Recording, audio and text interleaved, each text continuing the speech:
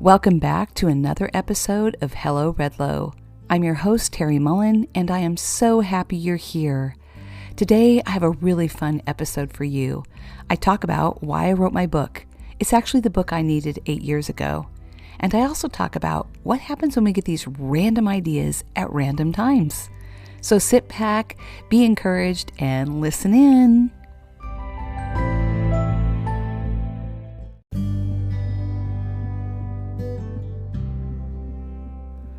So it's 4 a.m. and suddenly my mind awakens. Yes, it comes alive and it fills with the thought, you wrote your book to help women, midlife women especially. This is the book that you needed 8 years ago. Oh my gosh, wow. Mic drop. Boom. Aha. Yes, that's it. Okay, so now I am awake. I am fully awake. And my brain, well, it's fully awake too, and it is fully engaged. So it's time to write this all down. This is gold, I say to myself. I reach over and grab my pencil and the blank pad of paper that I keep on my nightstand next to me. I turn on the light, and without doing anything else, I write. I write ferociously. I just let the words flow from my brain through my hand and onto paper. And I don't really care how it all comes out. I know it's going to be messy. The most important thing is that I capture this beautiful, downloaded information and insight. And I do. Now, I don't really know where this inspiration comes from, whether it's from God or Spirit, Holy Spirit, or divine intervention in some way. I just know that it's not something of me. And then I think, wow, this is amazing. This is a great podcast episode. Women need to hear this. And then I realize how happy I am to finally have my creative mind back.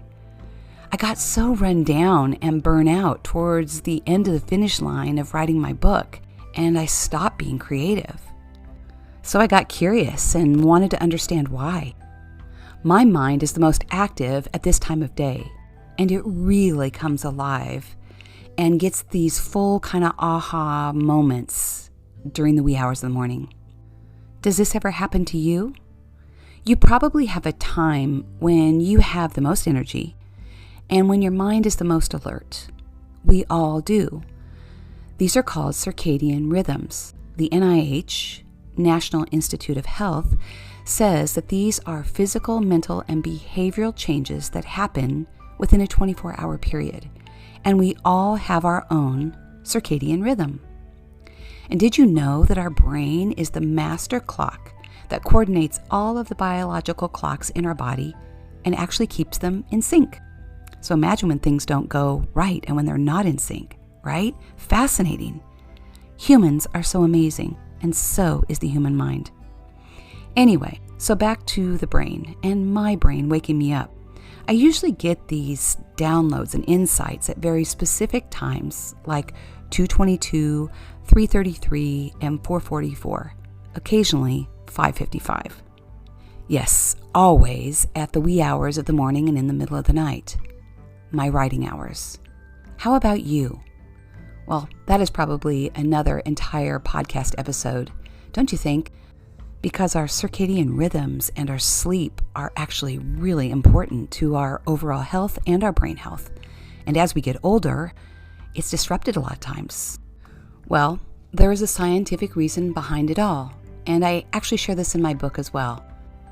A well-known neuroscientist, Alice Flaherty, who studies creativity, says that our brains are the most creative when they are full of dopamine and in a relaxed and distracted state. Now, that combination of those three things are the secret sauce to creativity. So, if you want to be creative, stop thinking, get some exercise, and really just do something completely mindless. All right, so back to my book. Step forward. Why this book? Why should you read it? Great question.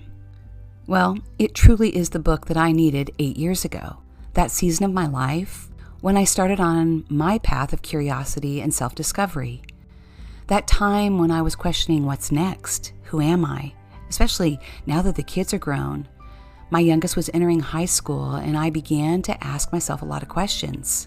Who was I? Who was I really? And what did I have to offer the world at this season of my life after raising kids? What were my dreams, my talents, my goals? What set my soul on fire? Because you know what? I didn't even know. I forgot. I'd been helping everybody else for so long that my dreams kind of atrophied, honestly.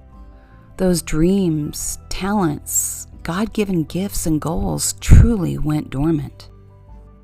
And as I share in my book, I went on a mission without even realizing what I was doing. I started reading all kinds of books because I love books, but many of them just frustrated me and they weren't helpful. I also took a few of those very popular personality tests, but the truth is I despise those tests.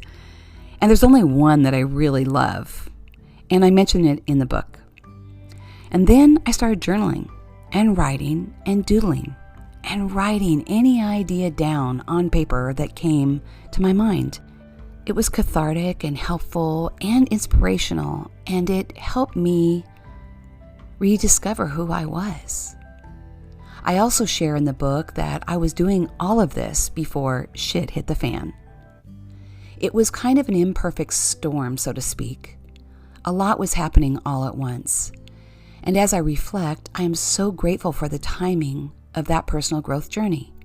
God knew what was coming. He knew what I needed. He knew I needed to have my feet firmly planted on the ground and my mind strong. Thank God. I also shed some light on what it's like to navigate these different life transitions, the messy and the magnificent aspects of them all. We all have them.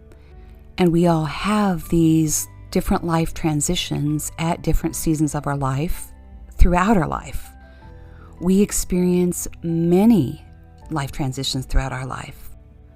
So I share tools that I used in my own life that will help you also to overcome those limiting beliefs like fear, doubt, worry, rejection, feeling unqualified.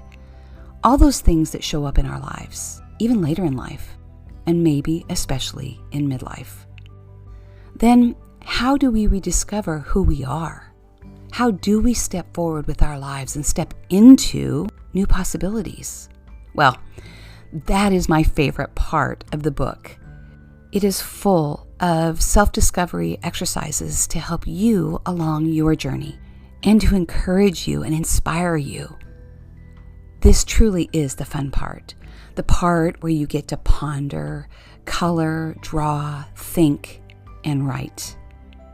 I believe that when we write with a pen or a pencil and paper, we have these moments when the spirit flows and ideas and thoughts just pop into our heads. And I love the computer, but I still find that doing things the old-fashioned way unleashes our creativity. Something magical happens when we're writing it with our hand. Even for me, during the final edits of my book, I had to have it printed so that I could sit and read it. My creative mind needed to see it in its written format. It was just so much easier for me to edit, and the words flowed. So I still believe there's power in the pen and pencil. And as I've shared on other podcasts, I took a course during the pandemic. We were given an exercise to create a mythical creature using some prompts. Well, needless to say, my character prompts ended up being both a pen and pencil. We were each given 2. And I was so annoyed. Yeah, just being honest and real here, because other people got these really cool things like lightning bolts and rainbows and unicorns. And wow, all those things would have been so easy and so fun to be creative with, right? Me, I'm sitting there thinking, oh, I got stuck with a stupid pen and pencil. That's not creative. Well, it just took me a hot jiffy minute to realize, oh my, what is it that you've always wanted to do with your one and wild and precious life? Did I seriously need to be hit over the head with this? Well, clearly, yes. Because what I've always wanted to do is write a damn book. So there you have it. And here I am now having written a book. And I went on to create a mythical creature. It is something that I will probably frame at some point along the way because it was a very pivotal moment in my life. I went on to draw that beautiful mythical creature, and on the other side of the paper, I drew a treasure box. And it gives me chills even as I talk about it and look back, because in that wonderful treasure box was a book, a pencil, and a light. It says, podcasting, writing, speaking. Below that, it says, time to unlock what is already inside. Find the key. Your gifts are here. Open up and find the treasure inside. The magic lives here. Powerful, right?